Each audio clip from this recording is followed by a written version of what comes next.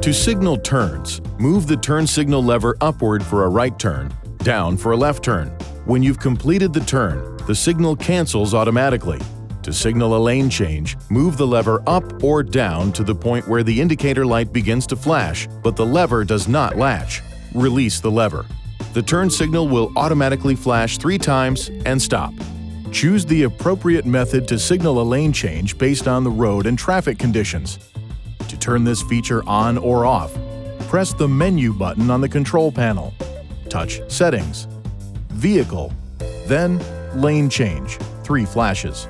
Please see your owner's manual for important safety information, system limitations, and additional operating information.